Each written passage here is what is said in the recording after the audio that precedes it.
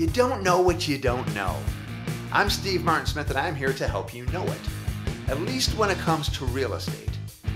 Now, if you find this information helpful, you may want to explore more of our videos and podcasts at SteveMartinHomesGroup.com. Now, on with today's topic. At what point could I have changed my lender? That's a question that was just asked to me last week, and I realized the importance of having this discussion because this particular buyer should have asked me this question about a month ago, and instead he went through the entire process, ended up paying $200 more a month than he was told he was going to have to pay, had to deal with a lender who spoke to him in a condescending manner, had to go through an extension that was completely not necessary, had the lender asked for this particular thing to be done 3 weeks earlier, and they should have known that they were going to have to do this. So I'm saying all this to kind of paint the picture that this was not a great experience for this buyer. But I'm going to tell you the little story. Probably take just a few minutes. I'll keep it as short as possible. And at the end of this, hopefully you'll have a good understanding of what to do if you ever find yourself in a similar situation or you have a friend that's kind of talking to you about their situation, because it's really not hard. So as we were about a week under contract with this buyer, he realized that he did not appreciate the way he was being spoken to. It's funny because at the same time, Katrina and I were having the same thoughts. But, just being the real estate professionals, we did not say anything to anybody. We're like, okay, we'll just get through this. We'll make sure we never recommend this lender. We've never heard of them before. It was the buyer's choice to use this lender, so it was what it was. But then as the other things kept compounding, and we finally get to the closing table, and he sees that, wow, I'm paying $200 more even monthly than I thought I was going to have to. I'm really disappointed. What could I have done? So this is what I told him. If you find yourself in a situation where you're under contract, you've already given your deposit, and you don't like your lender and you want to switch, immediately have the conversation with your realtor. Because like in this situation, this buyer assumed incorrectly that he was committed to that lender because he had made that deposit. So I explained that deposit isn't the lender's. That's your money that you're paying for your house. It goes to the closing agency. They're the ones holding on to it. The lender has no rights to that money.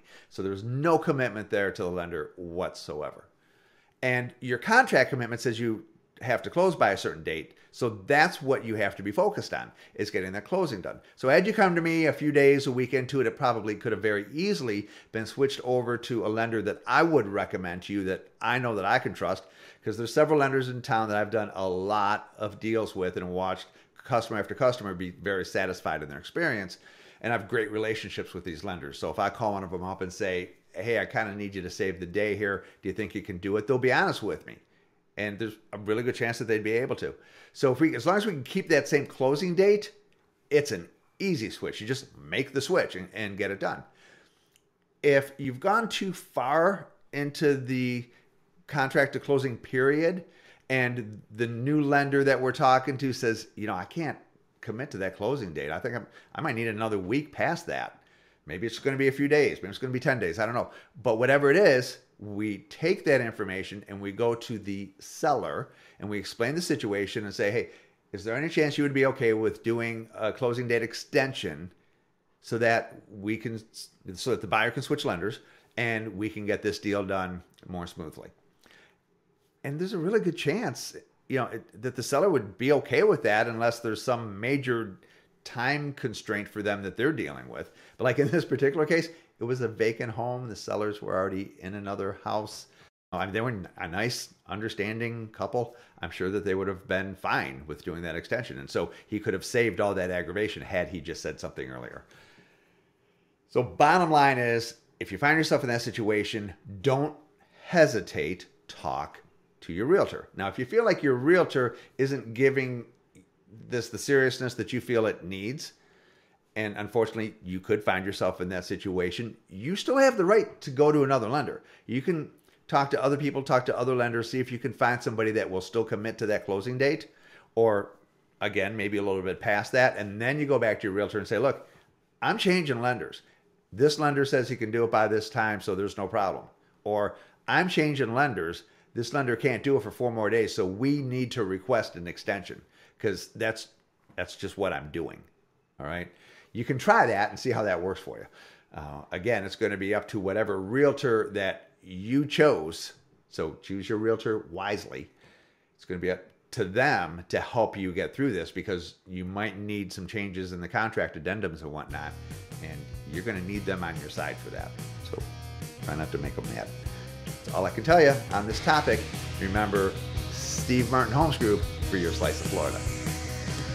Real estate agent man, real estate agent man. Write down his cell phone number and do not forget his name. 941-894-9800. SteveMartinSmith.com.